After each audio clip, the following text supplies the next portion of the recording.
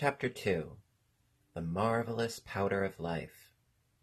After considering the matter carefully, Tip decided that the best place to locate Jack would be at the bend in the road, a little way from the house. So he started to carry his man there, but found him heavy and rather awkward to handle.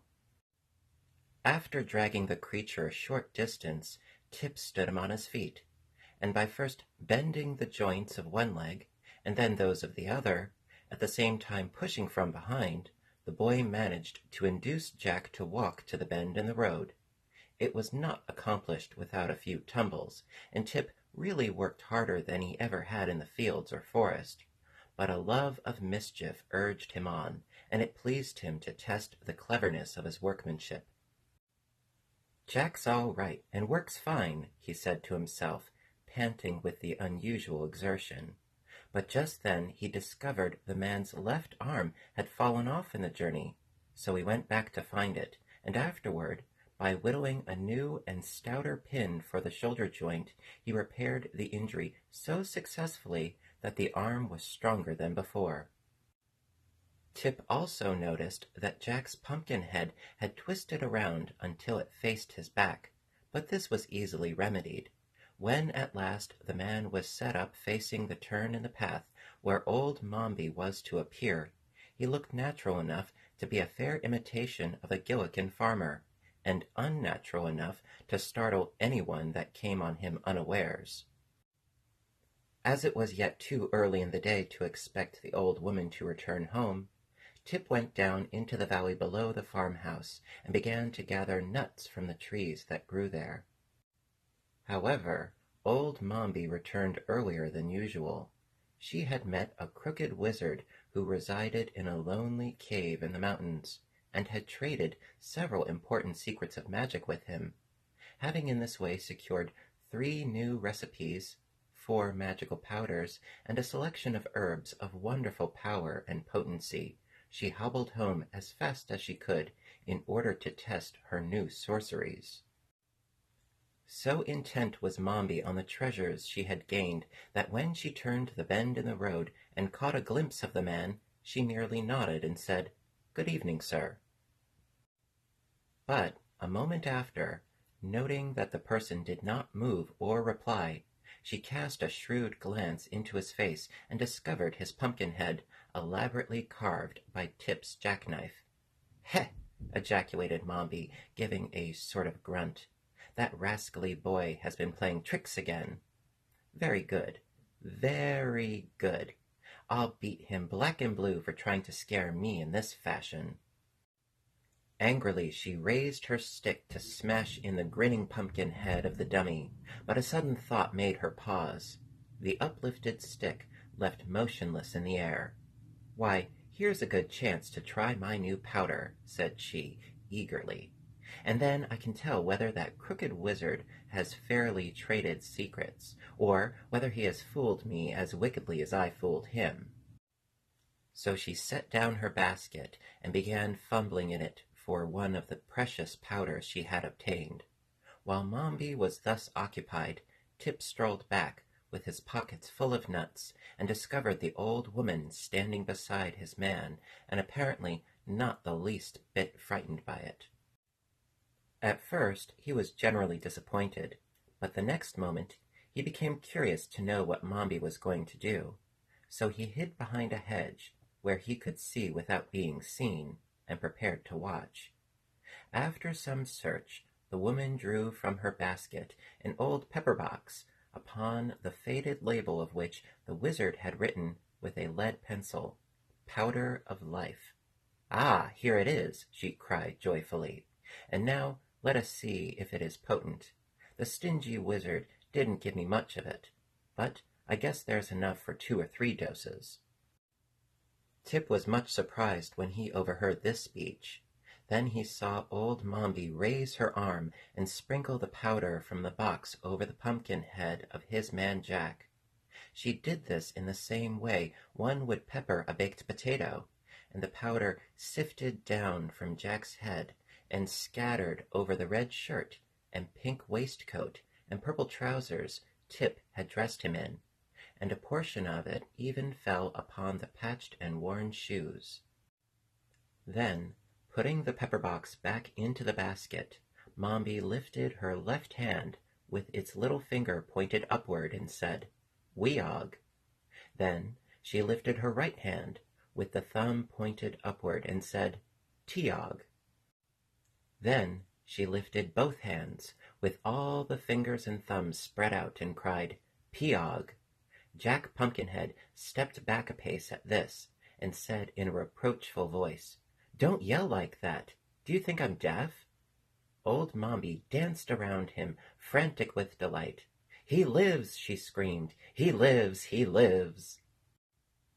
Then she threw her stick into the air and caught it as it came down, and she hugged herself with both arms and tried to do a step of a jig, and all the time she repeated rapturously, "He lives! He lives! He lives!"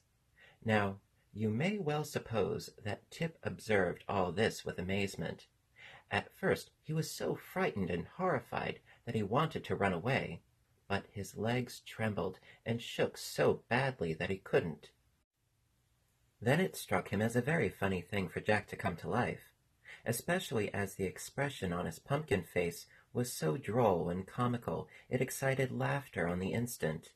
So, recovering from his first fear, Tip began to laugh, and the merry peals reached old Mombi's ears and made her hobble quickly to the hedge, where she seized Tip's collar and dragged him back to where she had left her basket and the pumpkin-headed man. "You naughty, sneaking, wicked boy!" she exclaimed furiously. "I'll teach you to spy out my secrets and make fun of me." "I wasn't making fun of you," protested Tip. "I was laughing at old Pumpkinhead. Look at him. Isn't he a picture, though?" "I hope you're not reflecting on my personal appearance," said Jack, and it was so funny to hear his grave voice, while his face continued to wear its jolly smile, that Tip again burst into a peal of laughter. Even Mombi was not without a curious interest in the man her magic had brought to life, for after staring at him intently, she presently asked, "What do you know?"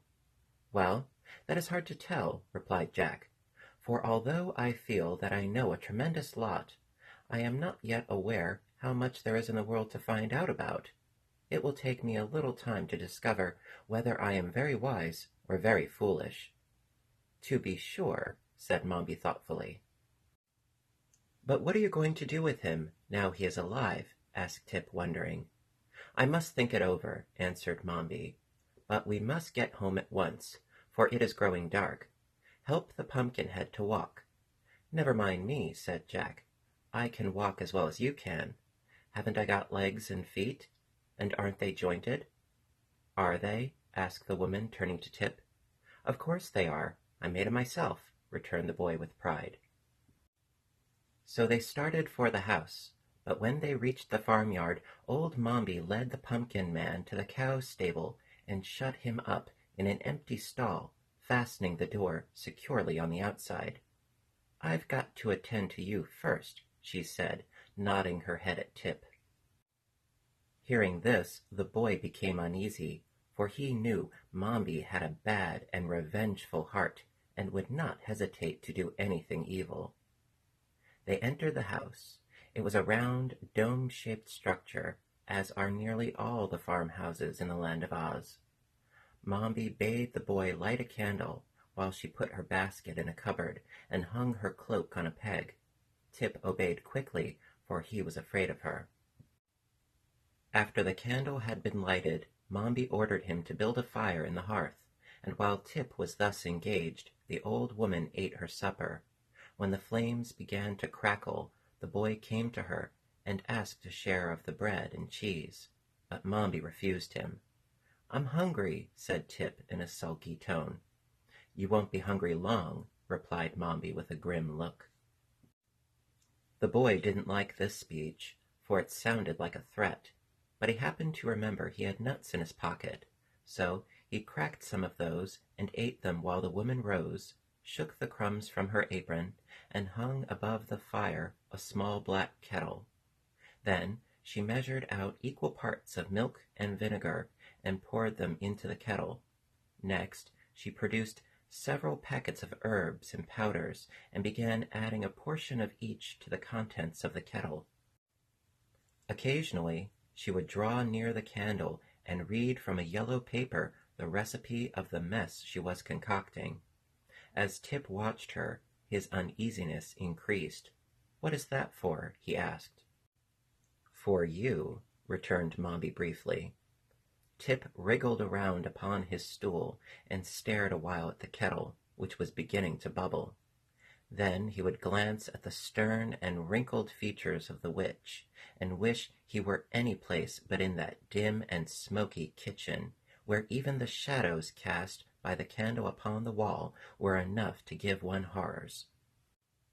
So an hour passed away, during which the silence was only broken by the bubbling of the pot and the hissing of the flames.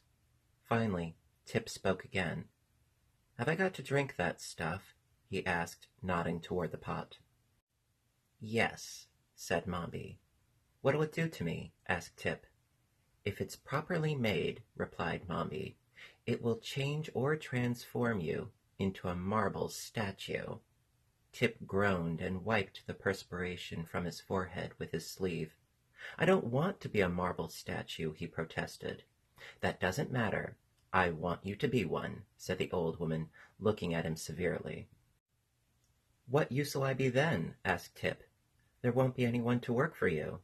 "I'll make the Pumpkinhead work for me," said Mombi. Again Tip groaned. "Why don't you change me into a goat or a chicken?" he asked anxiously. "You can't do anything with a marble statue." "Oh, yes, I can," returned Mombi. "I'm going to plant a flower garden next spring, and I'll put you in the middle of it, for an ornament. I wonder I haven't thought of that before. You've been a bother to me for years." At this terrible speech, Tip felt the beads of perspiration starting all over his body, but he sat still and shivered and looked anxiously at the kettle.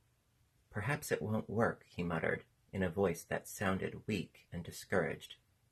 "Oh, I think it will," answered Mombi cheerfully. "I seldom make a mistake." Again there was a period of silence, a silence so long and gloomy that when Mombi finally lifted the kettle from the fire it was close to midnight. "You cannot drink it until it has become quite cold," announced the old witch, for in spite of the law she had acknowledged practicing witchcraft. "We must both go to bed now, and at daybreak I will call you and at once complete your transformation into a marble statue." With this she hobbled into her room, bearing the steaming kettle with her, and Tip heard her close and lock the door. The boy did not go to bed, as he had been commanded to do, but still sat glaring at the embers of the dying fire.